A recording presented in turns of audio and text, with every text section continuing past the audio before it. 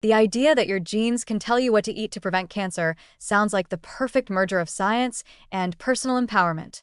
No more guesswork, no more one-size-fits-all advice, just a tailored nutritional roadmap based on your unique DNA.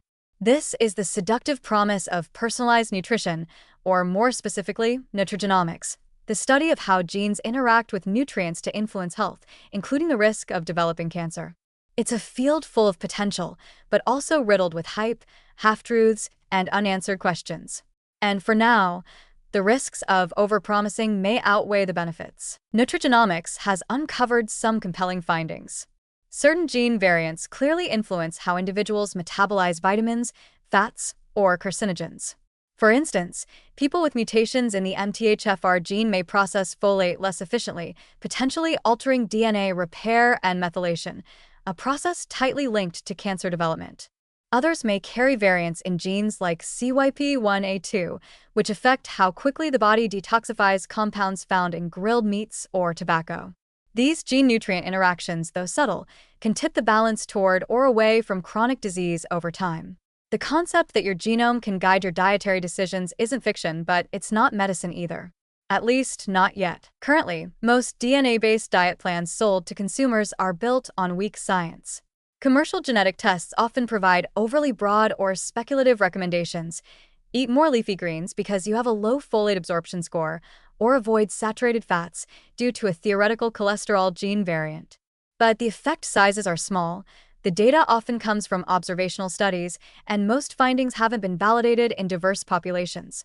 Worse, many of the gene-nutrient associations used in commercial tests are not clinically relevant, or are so generalized that they add no more value than standard dietary guidelines.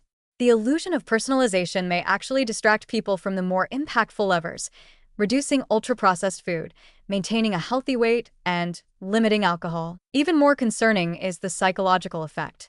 People may view their genetic results as fate. Someone told they have a high-risk variant might spiral into anxiety or defeatism, while others with low-risk profiles may become complacent about diet and lifestyle. And there's a darker side: data privacy. Your genetic information, collected in a moment of curiosity, can be sold, shared, or hacked. It's a level of personal exposure that often isn't fully understood until it's too late. In the context of cancer prevention, which involves lifelong vigilance and often difficult trade-offs, the risks of misinterpreting or misusing genetic data are real. That said, research into precision nutrition for cancer prevention is advancing. Large-scale efforts like the NIH's All of Us and UK Biobank projects are collecting genetic, dietary, and health data at unprecedented scale, enabling researchers to identify more accurate associations. The long-term hope is to use this information to tailor not just food advice, but drug therapies, lifestyle interventions, and screening protocols.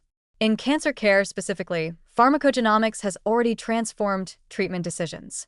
But we are still years, possibly decades, away from having a reliable, evidence-based framework that connects common gene variants to highly specific dietary changes with proven outcomes. What's more, genetics is just one piece of the puzzle.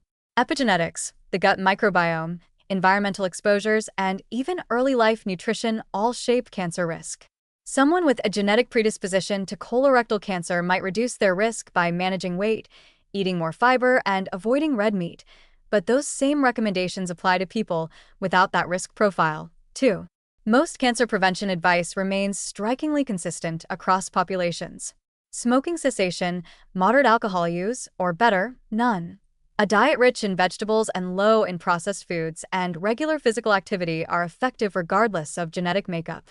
That's not exciting, but it is true. The danger in chasing genetic personalization too early is that it promotes individualism over population-level strategy. Precision nutrition won't fix structural food inequity, nor will it help people who lack access to healthy food in the first place. It risks reinforcing health disparities, where wealthy, data-rich individuals get ever more granular guidance, and everyone else is told to wait. If we abandon public health for genetic elitism, we risk making cancer prevention a luxury rather than a right. In conclusion, personalized nutrition may indeed be part of the future of cancer prevention, but it is not the present. The science is promising, but incomplete. The tools are impressive, but unregulated.